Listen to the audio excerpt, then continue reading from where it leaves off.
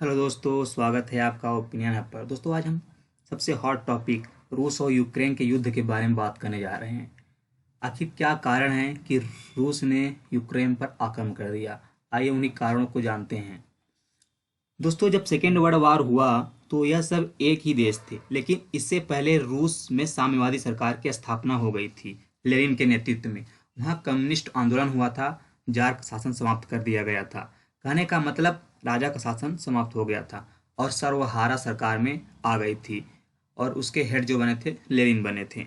जब second world war खत्म हुआ और जो हमारे सामने दुनिया थी उसके दो भाग थे। एक वो अमेरिका के नेतृत्व में पूंजीवादी देश और दूसरा रूस के नेतृत्व में साम्यवादी देश। दोनों एक दूसरे के घोर विरोधी थे। दोनों में खुलकर विवाद चलता रहा और जिसे हम कोल्ड वार के नाम से जानते हैं। आगे चलकर क्या हुआ? 1990 के आसपास सोवियत संघ बिखर गया। उस समय उसका नाम होता था यूएसएसआर, लेकिन अब उसका नाम हो गया है रसिया। तो खासकर उस समय रसिया ने जो दूसरे देशों को भी अपने संघ में मिला लिया था, आप नाम सुनते होंगे, कजाकिस्तान, किर्गिस्तान, उसी में यूक्रेन भी शामिल है।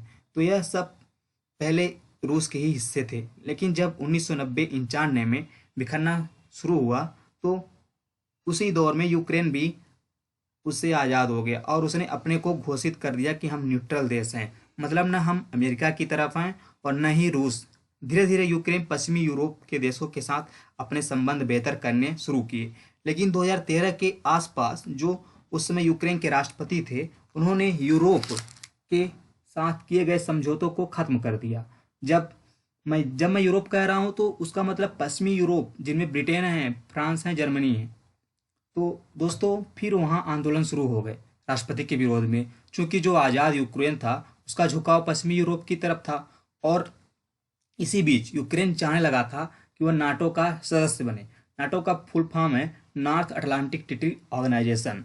यह एक सैन्य संगठन है जो कि सेकेंड वर्ल्ड वार के बाद बना था। इसमें लगभग 30 देश हैं। आज़ाद होने के बाद यूक्रेन नाटो का मेंबर बनना चाह रहा है। अब अब देखिए संकट कहाँ से शुरू होता है।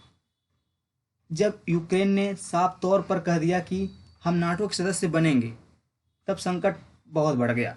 संकट इसलिए बढ़ गया कि रसिया को लग रहा है कि अगर यूक्रेन नाटो में शामिल हो गया तो जो नाटो की सेना है वह उसकी सीमा पर आ जाएगी और वहाँ से कोई मिसाइल छोड़ी जाएगी तो वहाँ से 5 मिनट में मॉस्को पहुँच जाएगी। तो उसको अपनी सुरक्षा पर खतरा महसूस हो रहा है।